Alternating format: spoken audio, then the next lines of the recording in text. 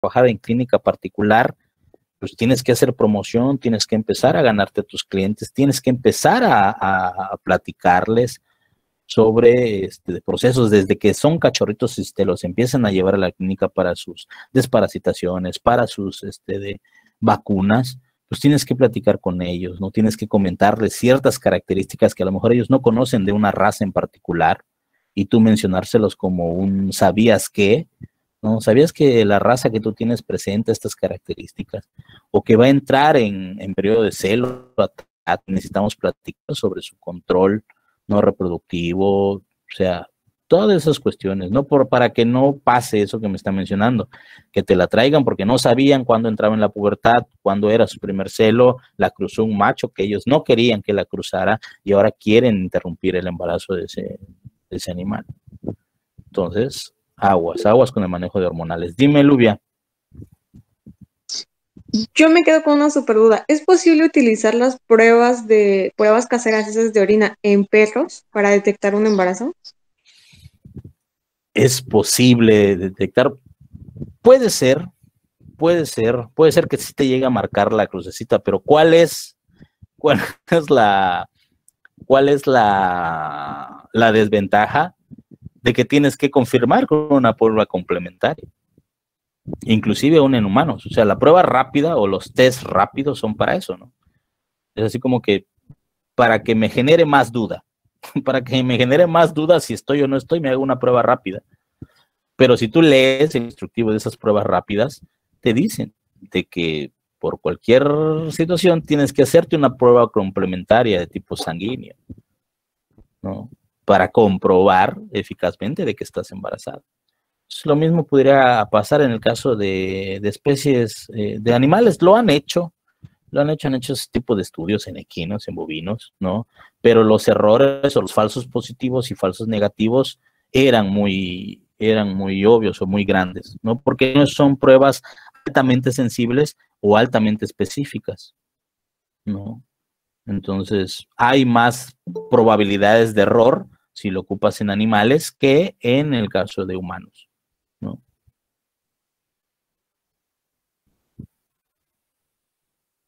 Sale, entonces dice Pérez López Abraham, entonces médico, si no hay GNRH, exactamente, Abraham, si no hay GNRH, no hay producción de cualquiera, bueno, vamos a ver, si no hay GNRH a nivel del hipotálamo, e inclusive no solo a nivel reproductivo, sino a nivel general, va a haber carencias para hormonas tiroideas, va a haber carencias para suprarrenales, va a haber carencias para gonadotróficas, va a haber un desbalance muy, muy grande.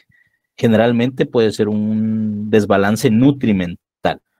Cuando hay una subalimentación o subnutrición en el caso de los animales, ocurre mucho este tipo de problemas reproductivos, celos silenciosos, aumento de intervalo entre partos, aumento de intervalo de días abiertos, parámetros que ustedes ya vieron en cuestiones de administración, ¿no? Entonces, ciclos de celos irregulares, ciclos estrales, también es lo que mencionaban las compañeras, una de las compañeras en una clase anterior, no me acuerdo si había sido Vinisa, Nayeli o Andrea, que mencionaban, o sea, que también ocurre estos celos irregulares o estos ciclos irregulares en el caso de los animales, sí se ocurren, pero en el caso de los animales es más por un desbalance nutricional o nutrimental que por las propias características del ciclo en estos animales. Si hay una disminución de nutrientes, saben ustedes que todo producto, ya sea hormonal, proteico, enzimático, viene, ¿no?, de los elementos que son aportados en la dieta. Y si hay una baja calidad nutricional, baja calidad condición corporal, el organismo va a estar más preocupado, por ejemplo, en mandar para producción de hormonas tiroideas que para formación de hormonas gonadotróficas, ¿no? Es más importante mantener los niveles de hormonas tiroideas, de suprarrenales, a niveles de insulina, de glucagón a nivel pancreático, que mandar FSH o LH a los ovarios, ¿no? O sea, yo creo que el organismo hasta cierto punto es sabio, o sea, ¿cómo te atreves, no? Saber que estamos sufriendo de de carencia nutricional y tú quieres mandar hormonas para tratar de generar un nuevo individuo, ¿no? Y sufrir peor, entonces el mismo organismo dice, no, lo voy a mandar a sitios donde son más vitales, ¿no? Y entonces hay una disminución en la producción de GnRH, de gonadotropinas. Puede haber secreción de FSH, pero este crecimiento folicular no se da de buena manera y por lo tanto no va a poder actuar la LH y no lo va a poder romper, ¿no? Y cuando pasa este proceso, que hay este tipo de hormonas no a los niveles adecuados e inconclusos, pueden generar otro tipo de alteraciones, ¿no? Que son los quistes ováricos, los quistes foliculares, ¿no? Los quistes luteales, porque no hay suficientes hormonas para romper, ¿no? Esos folículos. Y hay una persistencia del folículo, hay un quiste folicular que persiste. Y por lo tanto, va a haber, mientras ese folículo esté aumentado de tamaño, va a haber hasta cierto punto también producción de niveles de estrógeno que van a permitir, van a permitir que el animal esté en un celo permanente, ¿no? En una ninfomanía, ¿sale? Puede llegar a suceder. Puede ser, Abraham, puede ser, la GnRH es otro de los hormonales que son de uso exógeno. Hay en el mercado productos análogos como FSH, nivel exógeno, LH, nivel exógeno, gonadotropina coriónica equina, o PMSG, de GnRH de uso exógeno, los hay, ¿vale? Pueden ustedes, si ustedes conocen el diagnóstico, ¿no? Pueden ocuparlos, pero estoy diciendo de que si es una subnutrición y aún así tú a fuerzas la quieres hacer ovular para concebir, pues tienes otro problema más grande, ¿no? No es solucionar esa cuestión, sino tienes que solucionar primero el aspecto nutricional de los animales. Cuando lleguemos a ese punto, dime, Josué. Con respecto a eso, un médico me había comentado de que al inyectarle a los machos el GnRH se podía llegar a morir. No se llega a morir. Dijeras, me gustaría escuchar su analogía. ¿Por qué se va a morir? No sé si te lo comentó, nada más te dijo, si le inyectas GnRH se muere. ¿No? Bueno, ¿por qué se va a morir? Era, no, nada más no me lo explicó así, nada más. Sí, pues no se llega a morir. ¿Qué efecto va a tener el GnRH, jóvenes? Estimula el corazón para incrementar la frecuencia cardíaca, estimula el hígado para acelerar su metabolismo, estimula al riñón para producir más orina. ¿Qué es lo que hace la GnRH?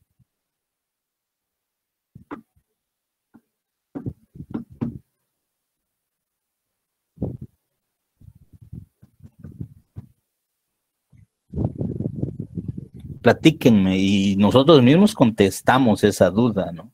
De Josué.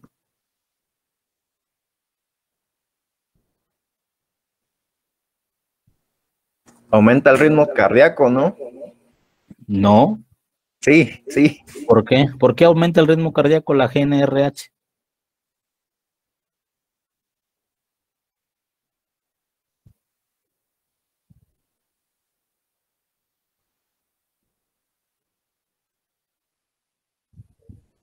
¿Alguien que quiera ayudar a su compañero? Si está de acuerdo con lo que menciona. Ya me trabé, médico. No. ¿Va a incrementar la testosterona? Va a incrementar la testosterona. Va a incrementar niveles de testosterona de manera secundaria, sí. Pero ¿qué hace la GnRH, jóvenes? ¿Qué hace la GnRH? ¿Quién la produce?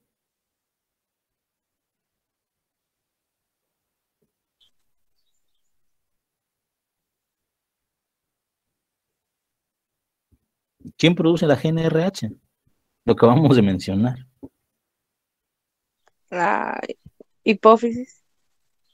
No, Perla. O es El hipotálamo produce GNRH, no la produce otro lugar. Inclusive, si tú se la metes de manera exógena, eso no quiere decir que le dé a la GNRH de uso exógeno el permiso para actuar donde quiera, porque no hay receptores en otro nivel, ¿no? Los únicos receptores para GNRH que hay es la hipófisis, ¿no? La GNRH es producida por el hipotálamo, pero va a actuar a nivel de la hipófisis anterior, ¿no? Es lo único que va a hacer la GNRH. Va a estimular a la hipófisis para que se secrete FSH y LH, nada más, ¿no? Dice Azucena, ¿va a incrementar los niveles de testosterona? Sí. ¿Por qué? Porque la GNRH va a estimular a la hipófisis. Y dicen, oye, ¿sabes qué? Que nos mandan instrucciones de secretar FSH y LH porque no lo estamos haciendo de manera adecuada. Y por lo tanto ya nos metieron en GNRH exógena, ¿no? Entonces la GNRH que tú metes, aún así sea a nivel intramuscular, va a recorrer todo ese trayecto hasta llegar al hipotálamo y hasta llegar a la hipófisis, porque ahí es donde tiene acción. Ahí es donde tiene receptores de GNRH. Entonces la GNRH llega y dicen, secreten por favor más FSH y más LH. Entonces la FSH, pum, a nivel de machos, va a llegar a nivel testicular, va a llegar a nivel de células de Sertoli, llegar a nivel de células de Leydig. FSH a nivel de células de Sertoli y LH a nivel de células de Leydig. ¿Y qué función tienen cada una de ellas? Producir andrógenos y testosterona para la formación de espermatozoides, que secundariamente también van a influir en los niveles de líbido, sí, ¿no? Por ejemplo, en el caso de animales de deporte, ¿no? Animales de deporte ocupan la inyección de testosterona pura, ¿no? Para incrementar el vigor de ese animal, ¿no? La característica, la briosidad de ese animal lo ocupan en animales de deporte y le meten testosterona exógena para incrementar su rendimiento, ¿sale? Ahí sí, ¿no? En el caso de testosterona pura, escúchame, Josué, ahí sí puede haber un efecto secundario, a lo mejor a nivel de circulatorio o a nivel de respiratorio. La testosterona como tal, ¿no? Incrementa el vigor híbrido, incrementa los procesos de aumento de temperatura, ¿no? Aumento de circulación sanguínea o puede provocar una vasodilatación periférica, ¿no? Para que la sangre siga fluyendo, ¿no? Siga fluyendo en esos animales de deporte, ¿no? Y ahí sí pudieran tener un efecto secundario, pero la GNRH como tal no, porque la GNRH solamente va a actuar a nivel del hipotálamo y de la hipófisis, punto, nada más, ¿vale? Entonces, aguas con estos cuestionamientos, porque sí es importante que cuando ustedes les dijera, es como si yo te dijera, o sea, ya no tomes coca porque te vas a morir, ¿no? Pues sí, puede ser, ¿no? Me puede dar una diabetes, ¿no? Y esa diabetes me puede generar otro problema más y después me puedo morir, ¿no? Pero así que digo, bueno, pero ¿por qué, no? O sea, ¿por qué se va a morir? Explícame por qué se va a morir. ¿Vale? Si yo sé que la GNRH nada más actúa a nivel del hipotálamo y de la hipófisis.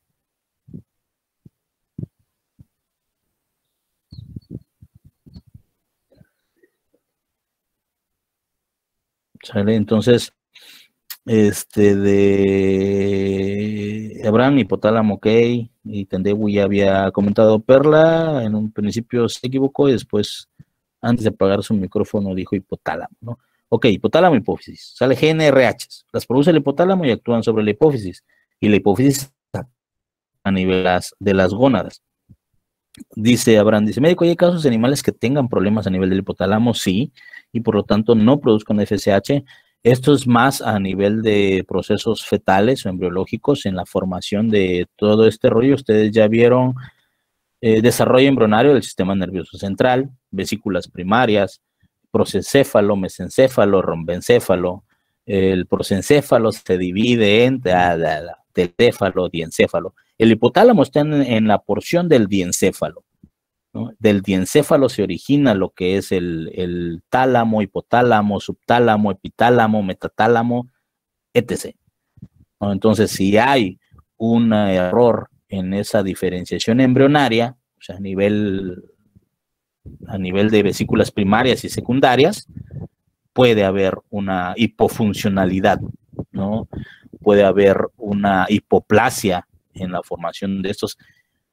Si yo les mencionara que la hipófisis solamente mide 2 centímetros, jóvenes, o sea, esa estructura anatómica solamente mide 2 centímetros, no estamos hablando como una pequeña bolita de grasa de 2 centímetros, ¿sale? Y el hipotálamo todavía pudiera tener menor medida que la hipófisis, ¿no? Entonces, imagínense si hay un error a nivel embrionario que genere todavía una hipoplasia de estas estructuras, pues obviamente vamos a tener problemas, ¿no? Problemas en su crecimiento, en la llegada a la pubertad y en la presentación de estos procesos reproductivos en los propios animales, ¿no? ¿Sale? Y sí, exactamente, puede haber problemas de infertilidad, de esterilidad, puede haber una hipoplasia de tracto reproductivo. Esa hembra, por más, nunca va a poder realizar una concepción, una gestación. En el caso de machos, puede haber una hipoplasia testicular, o sea, no va a haber producción espermática suficiente para que tú lo puedas meter a funcionar como un semental. A lo mejor te va a cargar con éxito 1 o 2 animales, ¿no? ¿Por qué? Porque esa estructura no le da, esa producción espermática no le da para más, porque no hubo un buen desarrollo, ¿no? A nivel embrionario, tanto de gónadas como del sistema o el eje neuroendocrino, ¿no? Y no solamente va a tener problemas a nivel reproductivo, va a tener problemas a nivel general, porque ya vimos que el hipotálamo se puede dividir en 12 o más núcleos, y cada núcleo controla ciertos procesos fisiológicos en los animales.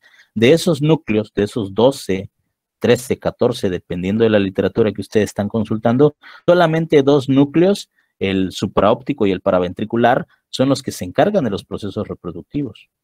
Los demás núcleos, ¿no? Ventrolateral, vasomedial, medial, lateral, etc., se van a encargar del centro de la saciedad, del centro de la sed, o sea, hambre y sed, el sueño, otros procesos fisiológicos.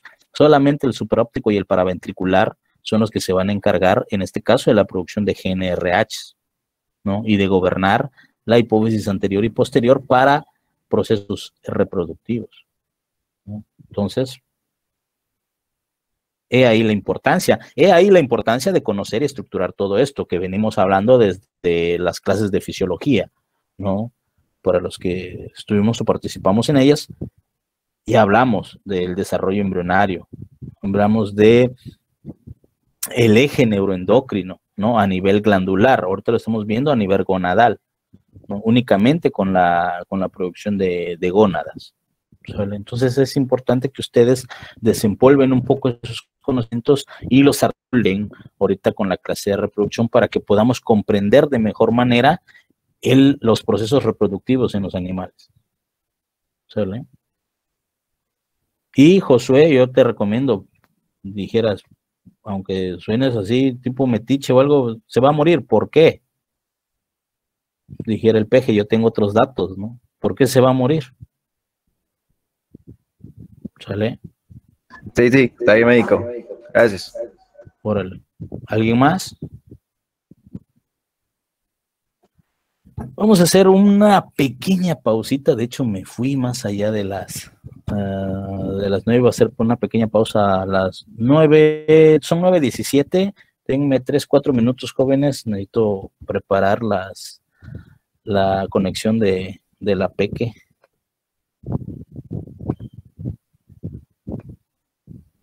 Entonces nos vemos regreso yo en 5 minutitos, en lo que generan más dudas, se quedan así pensando de que, híjoles, ¿qué más dudas tengo? Chéquenla, las pueden ir anotando en el chat, y si no, regreso en 5 minutitos, por favor.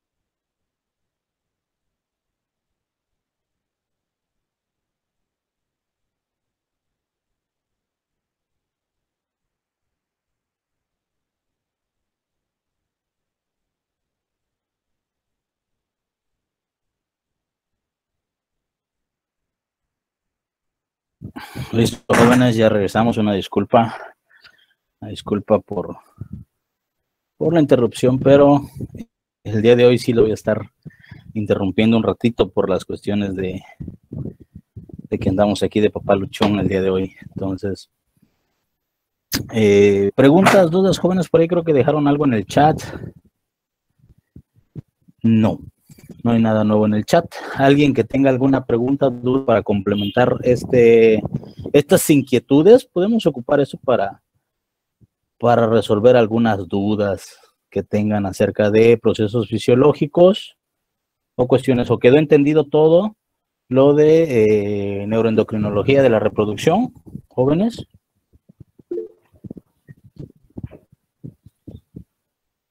A ver, dime, Lubia. La azoospermia se puede causar por un problema de hipófisis. ¿Cuál, perdón? La azoospermia. La azoospermia. Ok, la azoospermia se puede provocar por algún proceso a nivel de hipófisis. Sí, puede haber una hipoplasia, por ejemplo, una hipoplasia, o sobre todo en el caso voy a tener la presentación tantito, en el caso de carencias nutricionales o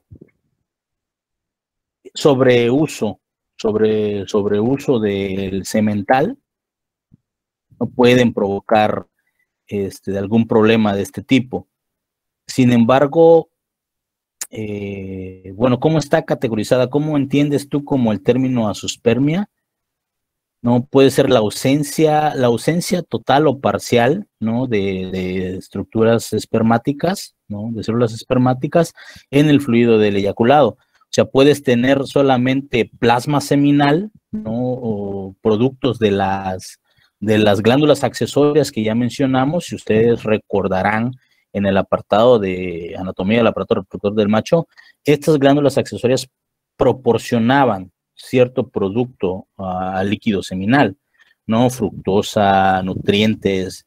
Entonces puedes encontrar líquido seminal, por decir plasma seminal, pero no encuentras células espermáticas.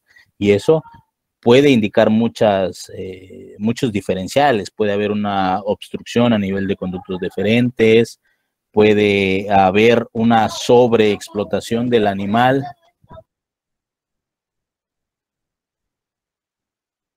Puede haber una sobreexplotación de ese semental, ¿no? O cuando no hay un descanso adecuado, en el caso de sementales, en las épocas de empadre, pues puede ocurrir este proceso, ¿no? Puede haber una disminución de células espermáticas. Te puede llegar a causar un problema de infertilidad, no un problema de esterilidad. Si ya estamos hablando de problemas de esterilidad, o sea que nunca ha habido producción espermática, entonces sí podemos incluir las alteraciones que tú me mencionas, o sea que hay un poco desarrollo, ¿no? Un bajo desarrollo a nivel de estas estructuras hipotalámicas hipofisiarias, o que hay hasta cierto punto poca producción a nivel gonadal, una hipoplasia gonadal, ¿no? Si ustedes recuerdan, en el caso de diferenciación sexual, 3 procesos, ¿no? Sexo genético determinada por la carga cromosómica, diferenciación gonadal y diferenciación sexual, ¿no? Estructuras gonadales, gónadas propiamente dichas, testículos y ovarios, y desarrollo de genitales externos. O sea, puede haber alguna alteración a este punto, y por lo tanto el testículo no se va a desarrollar correctamente, o el ovario en el caso de la variante hembra. Entonces es ahí donde podemos encontrar este tipo de problemas, ¿no?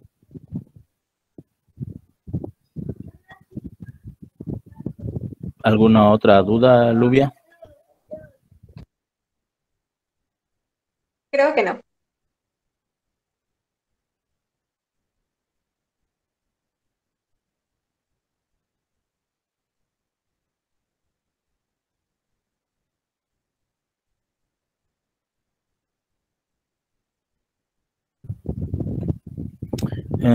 Dice Azucena, dice, entonces sería viable para hembras que tengan problemas en este aspecto, para que a ver, no.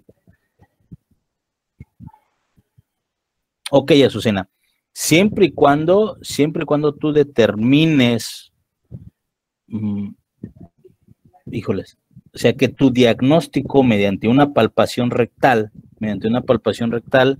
puedas encontrar, por ejemplo, en el caso de persistencias foliculares, ¿no? Quistes foliculares, aplicas una prostaglandina y la prostaglandina lo que hace es romper, cuando se forman esos quistes foliculares, es como si se formara una membrana que cubre al ovario, sobre todo en el caso de folículos o cuerpos lúteos. Puede ser un quiste folicular o un quiste luteal. No puedes aplicar GnRHs o puedes aplicar prostaglandinas, dependiendo del tipo de quiste que estemos hablando. Y con eso prácticamente reinicias, en este caso reinicias la actividad ovárica, ¿no? Limpias todo lo que es el ovario y pues vuelve a funcionar nuevamente, ¿no? Pero siempre y cuando tú ya hayas diagnosticado o llegado a ese punto, como te mencionaba con el caso de que dice Abraham, puede ser una deficiencia nutricional, ¿no? Que es más común los problemas reproductivos por carencias nutricionales, ¿no? Por carencias nutricionales que por el propio funcionamiento gonadal, ¿no? Entonces, aguas ahí. Jóvenes, no sé si alguien tenga alguna duda, alguna pregunta.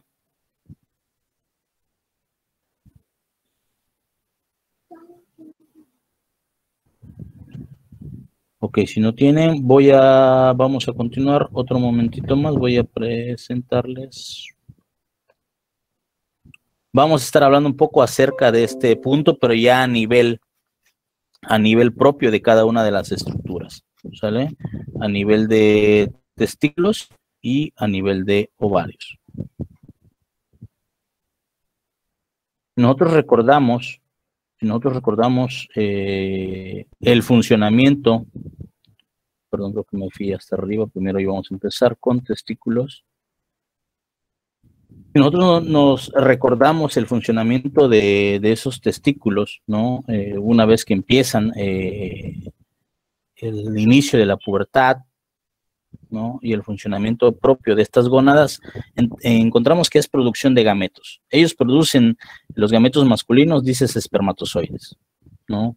Parte de lo que platicábamos con Lubia, a lo mejor aquí se resuelva de mejor manera, ¿no? Producción de gametos, producción de hormonas, ¿no? Producción de hormonas, Josué, en este caso las hormonas que va a producir a nivel testicular, ¿no? Andrógenos y testosterona, ¿no? Sí tienen influencia, ¿no? FSH y LH a nivel hipoficiario y a nivel hipotalámico con GnRH, ¿sale?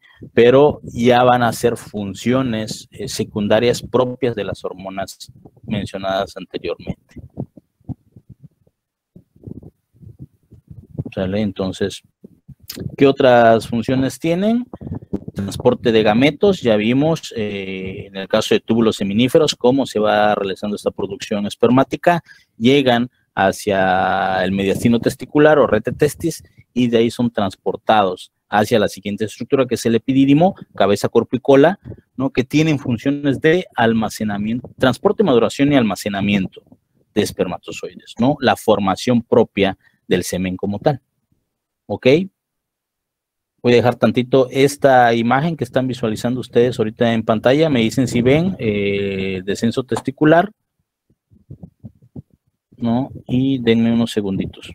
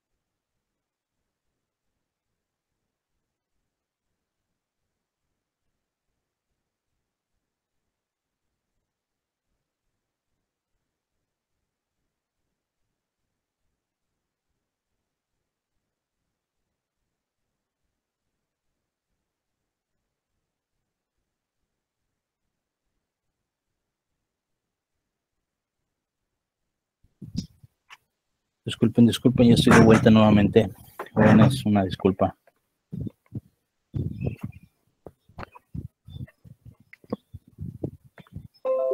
Entonces,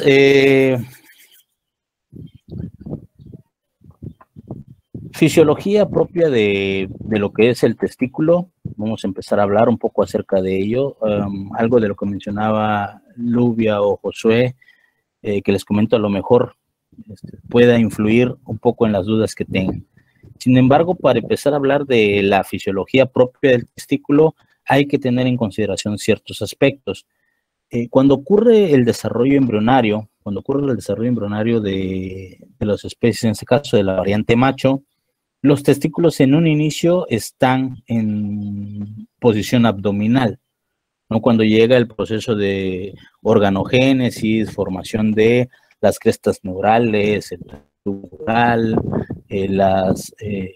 la cresta genital y todas estas estructuras embrionarias, por decirlo así, la gónada indiferenciada y todas estas estructuras, conductos de Müller, conductos de Wolff, se encuentran de manera interna.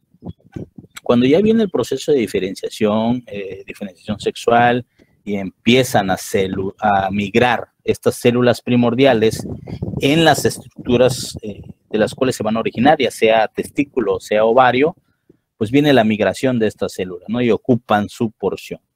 Sin embargo, aunque ya se haya diferenciado a nivel testicular, ¿no? Va a ocurrir un descenso, un recorrido de estos testículos que están en cavidad abdominal para situarse en su porción final, ya sea inguinal, en el caso de rumiantes, equinos, ¿no? O en su localización perianal, como en el caso de porcinos y en el caso de carnívoros, ¿no? De caninos y felinos. Entonces, ¿cuándo ocurre esta migración o este descenso testicular? Bueno, se ha escrito que en el caso de los rumiantes ocurre a los 2 o 4 meses de gestación, ¿no? En este tiempo, estas estructuras testiculares se mueven, migran y ocupan su porción final, ¿no? Que en este caso sería la porción inguinal. En el caso de los equinos, vean ustedes, esto ocurre justo antes del nacimiento, ¿no? Días antes del nacimiento o en la primera semana de vida del potro. En la primera semana es donde este descenso testicular ocurre. En el caso de los porcinos ocurre a los 3 meses de gestación. En el caso de caninos, de carnívoros, caninos y felinos, ocurre en la primera semana igual de nacimiento. Entonces puede haber algún problema a nivel de este recorrido que impida a los testículos ocupar su posición final, ¿no? ¿Cómo se conoce este hecho, jóvenes? Creo que ustedes han tenido alguna experiencia con ellos o con este tipo de problemas, ¿no? A nivel de campo o a nivel de clínica, si han participado en estas actividades, ¿no? ¿Cómo se le llamaría a algún problema en el proceso del descenso testicular? Que bajaría a uno o ninguno de estos testículos. ¿Han escuchado? ¿Tienen idea?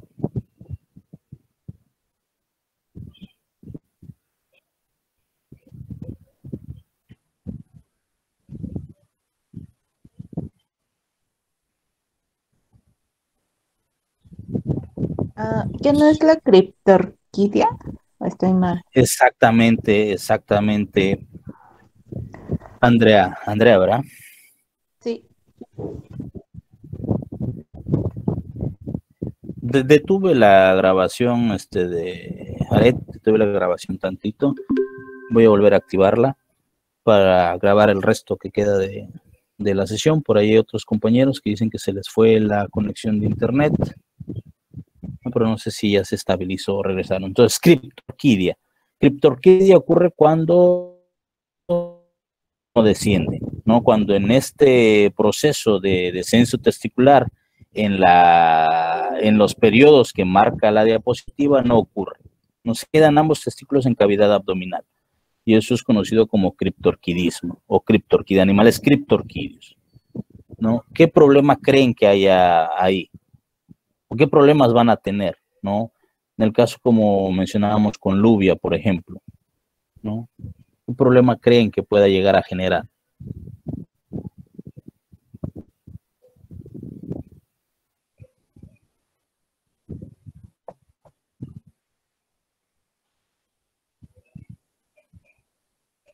¿Qué han escuchado acerca de estos animales criptorquídeos?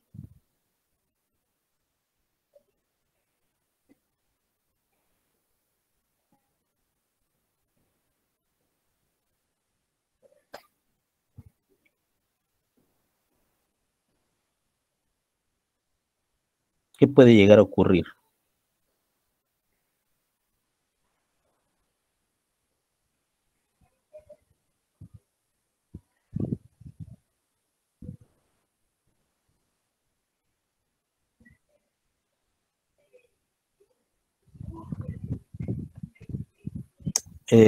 Dice Lluvia, esterilidad. Ok, ahí en este caso sí pudiera haber una esterilidad o pudiera hasta cierto punto haber una infertilidad, ¿no? Porque si el caso es de que el descenso o migración no se llevó a cabo porque hubo una disminución en el diámetro del anillo inguinal, ¿no? Del anillo inguinal, podemos solucionarlo, ¿no? Si nos damos cuenta a temprana edad, o sea, de que esto ocurrió, podemos solucionar el problema y ver si una vez que los testículos puedan descender a su posición original, ver la funcionalidad de ellos. Sin embargo, sí, como lo comenta Lluvia, la mayoría de estos problemas nos llevan a una esterilidad en los animales, ¿no? ¿Ustedes saben cómo se llama al descenso de un solo testículo?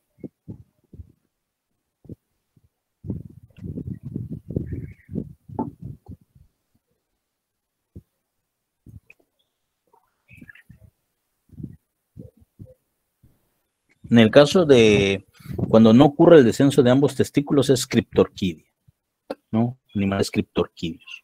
Pero en el caso de descenso de un solo testículo unilateral, ya sea derecho o izquierdo, se conoce como animales monorquídeos, ¿no? ¿Por qué mono? Un solo testículo es el que llega a descender, ¿no? Y en este caso, pues, no se hablan de animales estériles, ¿no? ¿Por qué? Porque el testículo que desciende puede ser completamente funcional, más sin embargo, la calidad o la capacidad reproductiva que pueda tener este animal se va a encontrar disminuida. Otro sinónimo de estos animales monorquídeos, también conocidos como chiclanes, en el caso de animales de campo, ¿no? O en la plática común que ustedes tienen con productores de la región, utilizan estos términos. Es un animal chiclán o es un chiclán. Nada más tiene un solo testículo, ¿no? Puede haber disponibilidad, variabilidad genética, sí, de Azucena, no pueden ser problemas congénitos, quiere decir que pueden ser de una heredabilidad media, puede llegar a ser. De hecho, si ustedes detectan este tipo de animales, principalmente más en el caso de porcinos, en el caso de porcinos se da mucho porcentaje la monorquidia o la criptorquidia en este caso, y estas son características altamente heredables, ¿no? De mediana a alta heredabilidad. Y estas características pueden suceder si ocurre en el caso de caninos, de bovinos, de ovinos o de caprinos, son heredables. O sea, si no se detectan a tiempo y ese macho que solamente tiene un testículo funcional empieza a cubrir a las hembras, es probable que toda su descendencia de machos tengan el mismo problema de criptorquidia, de monorquidismo en este caso, ¿no? Puedan llegarlo a presentar, ¿sale? Entonces sí son heredables, ¿ok? Médico, yo lo vi en un perro, pero la pregunta aquí es, ¿pueden tener problemas dermatológicos? ¿Les afecta? No está ligado directamente, porque no va a haber una funcionalidad propia del testículo que está en cavidad abdominal, ¿no? No sé si tu pregunta está basada en algún fundamento o en alguna explicación y lo podemos desarrollar. Sí, es que ese perro, no me acuerdo qué sufría, pero sí tenía una enfermedad en la piel, y ya llevaba muchos años, llegó a la clínica ahí, yo ya había entrado tarde cuando llegó ese caso, entonces medio que logré escuchar y habían dicho que nada más tenía un testículo y que quizás podría ser por eso. Y ya le dieron tratamiento, pero ya lleva muchos años con esa enfermedad. Entonces, no sé si tenga algo que ver. No, pensé que iba a tener una conclusión o un final feliz en decirme, lo operamos, quitamos ese testículo y se compuso su problema No, es que ya se dermatológico. iba. La señora venía de Ah, Ciudad ok. de México y sí le dijo la chava que se lo quitaran, que era mejor que se revisaran al perro. Sí, ahí no, por eso mismo no encuentro todavía la relación hasta el momento, no, yo te puedo decir que no influye. Y es que esta veterinaria le dijo que podría influir que nada más tuviera un testículo, entonces yo me quedé con la duda y ahora que lo está diciendo me acordé. Ok, pudiéramos ver, ¿no? No he leído los artículos que liguen directamente problemas dermatológicos con problemas de criptorquidismo o monorquidismo en este caso. Recordemos que en el caso del testículo, ¿cuál es su funcionalidad? Producción de gametos, ¿no? Producción de gametos, producción de hormonas, transporte de gametos, en este caso nos da como generalmente producción o formación de semen, de espermatozoides para lograr a cabo una fertilización. Si todo ocurre de buena manera, ¿qué quiere decir eso? Si en el transporte o en el proceso de descenso testicular ocupan su posición original ambos testículos, van a ocurrir con esta función, o van a tener esta funcionalidad. Si por alguna de las ocasiones este testículo queda a nivel de anillo inguinal o no llega a descender, ese testículo va a ser infuncional porque no tiene las condiciones necesarias, una de temperatura, otra de desarrollo testicular completo, ¿no? Para poder elaborar estas funciones, ¿no? Por lo tanto, no va a producir gametos, no va a producir hormonas, no va a participar en su transporte y pues mucho menos va a formar parte de la conformación del semen, ¿no? Entonces, hasta ese momento yo no le vería una característica ligada a que ese testículo que esté en cavidad abdominal esté generando algún problema dermatológico, ¿no? ¿Qué es lo que puede suceder? Puede suceder, sí, que en el caso de ese testículo que tiene un buen crecimiento, pero se quedó en cavidad abdominal, como lo platicábamos con Lubia había dicho esterilidad. Y yo dije, ok, pero puede ser de que el problema sea en una fibrosis del anillo inguinal y ese testículo tuvo un desarrollo adecuado, pero no pudo pasar por el anillo inguinal, ¿no? No pudo pasar por estas estructuras, ¿no? Anillo inguinal externo, anillo inguinal interno, y se quedó atorado, pero su desarrollo, su tamaño en cuestión al desarrollo es normal y hubo cierta producción hay cierta producción de testosterona que se está absorbiendo a nivel abdominal. Si ustedes checan la relación, se dice que aquellos problemas de alopecia, sobre todo calvicie en el caso de humanos, en el caso de masculinos, está ligada a la producción de testosterona, ¿no? Que si producen o que si hay una producción mayor de testosterona en el individuo, tiene una proporción más rápida a sufrir calvicie, ¿no? No sé si han escuchado esta relación o estos comentarios.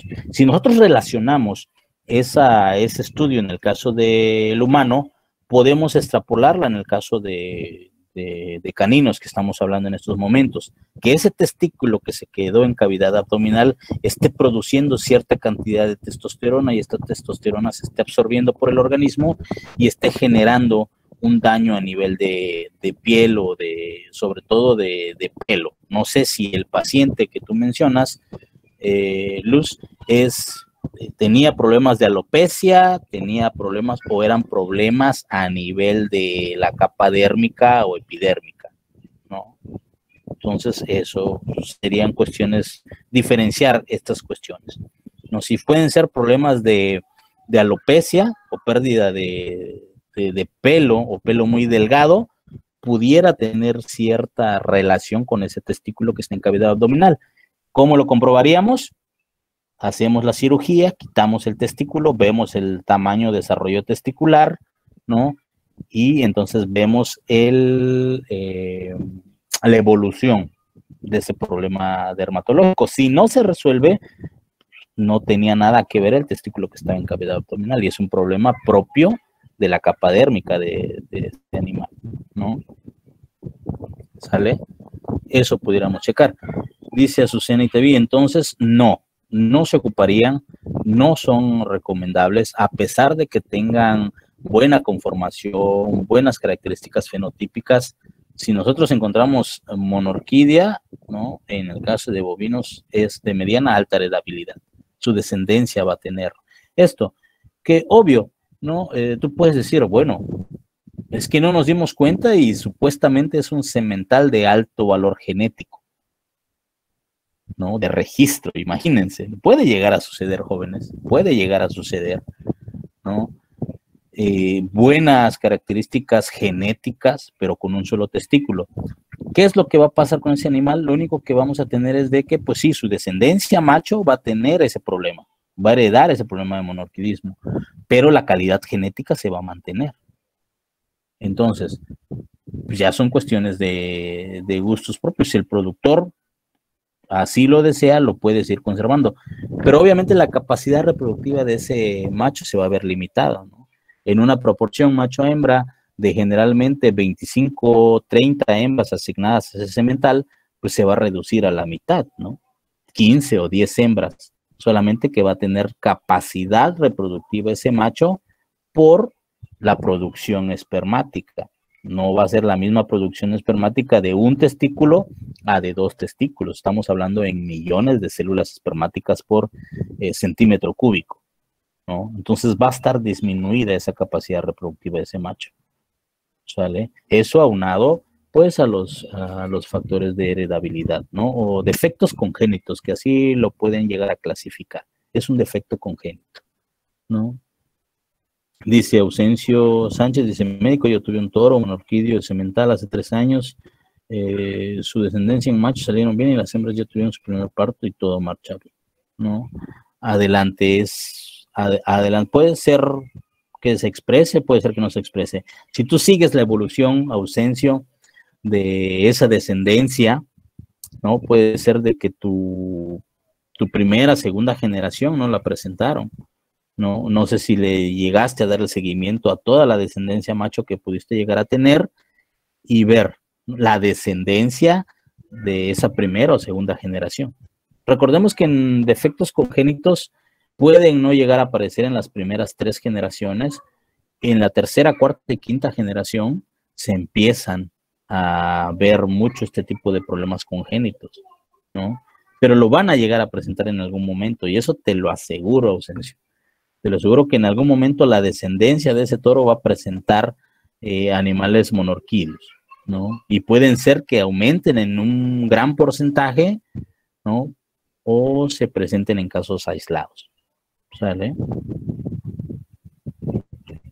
¿Alguna otra pregunta, comentario, duda?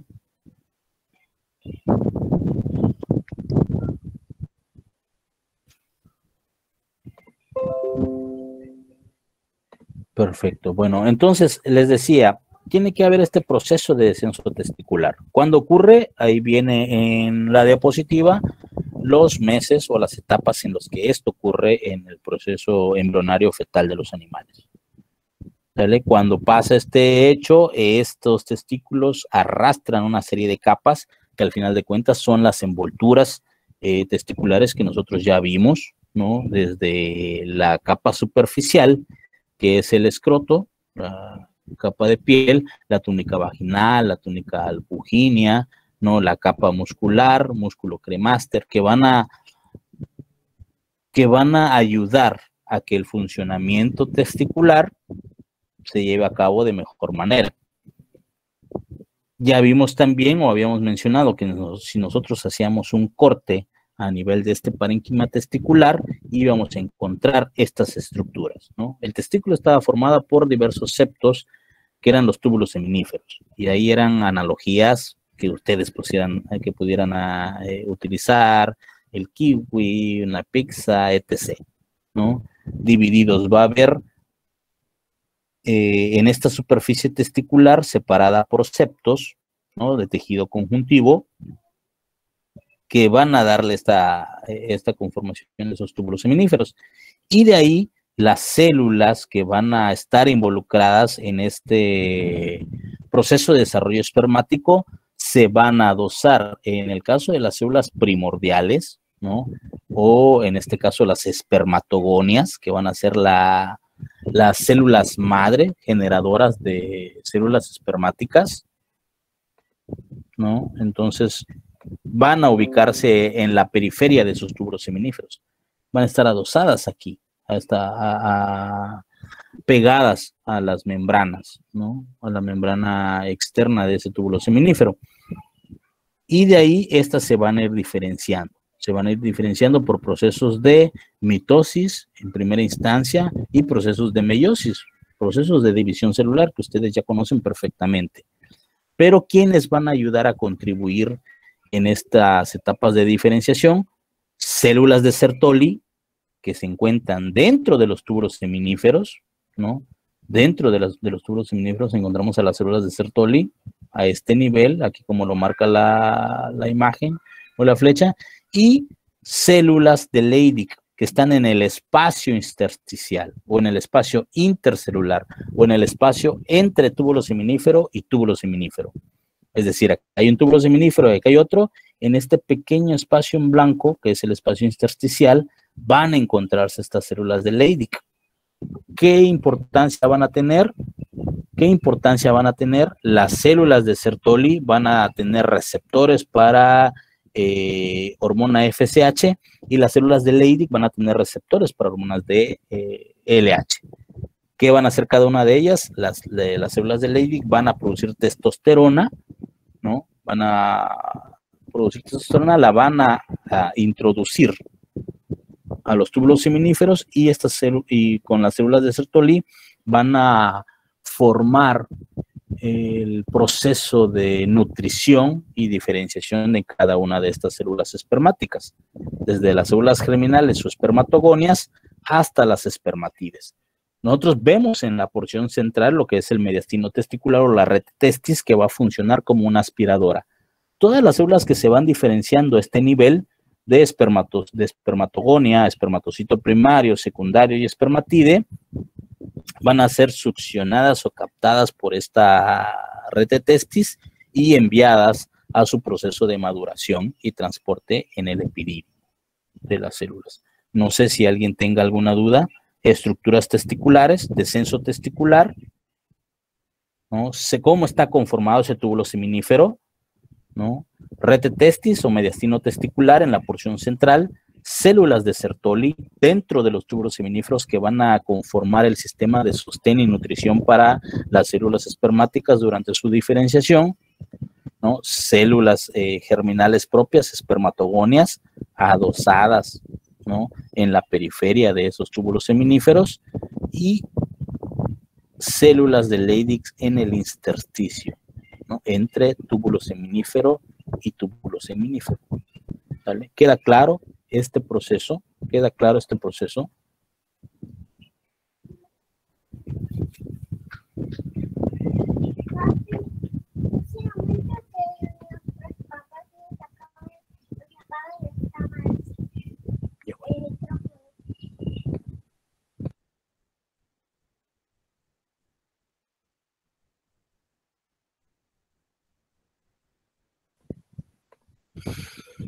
Entonces, preguntas, jóvenes, preguntas.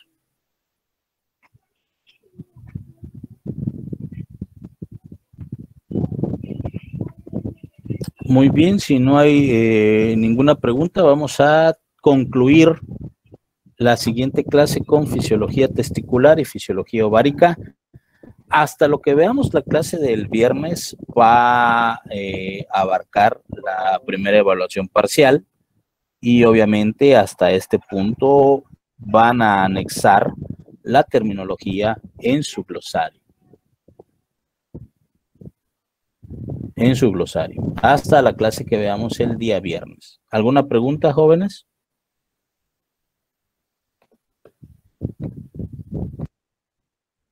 ¿Hoy va a subir la clase grabada o hasta cuándo? Sí, sí, voy a subir, de hecho, la mayoría ya. Si alguien me hace el favor, por favor, después de mediodía, mandarme un mensaje al WhatsApp y recordarme, profe, las clases, para que yo las suba yo al Classroom, ¿no? De repente se me va la onda. Por ejemplo, a veces las dejo subiendo o subo la información inmediatamente después de la clase, pero por ejemplo, días como hoy, que estoy un poquito saturado con los peques y sus clases y conectarlos y que aquí, que para allá, me va a costar un poquito de trabajo dejarlos ahorita subiendo. Entonces, después de mediodía, ya me pueden molestar en el grupo de WhatsApp y decir, profe, les recuerdo lo de las clases.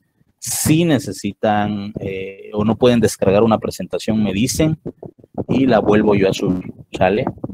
Entonces, se la subiría más tarde, por favor. Está bien, gracias, médico. Ok, ¿alguna otra duda, pregunta, comentario? Si no, sería todo por el momento y nos estaríamos viendo el día viernes de 7 a 9, jóvenes, ¿sale? Que tengan un excelente día. Médico, las presentaciones del día viernes, de ahí vamos a sacar la última terminología. Sí, la última terminología que ustedes van a anexar. De hecho, miren, les voy a subir la presentación de ahorita, la de neuroendocrinología y de fisiología ovárica y testicular, y ustedes pueden checar las presentaciones, ¿no? Y sacar terminología ahí para avanzar para lo que nosotros vamos a ver el viernes, que es terminar esta presentación que estamos viendo. ¿Sale? Y entonces ustedes pueden sacar su terminología, anexarla y entregarla en el glosario. ¿Sale? Gracias, médico.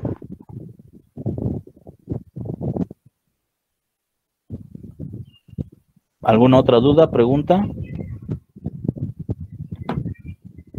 No, médico, hasta luego. Gracias. Ok, que tengan excelente día, jóvenes. Nos estamos viendo el día viernes. Tenga buen día, médico.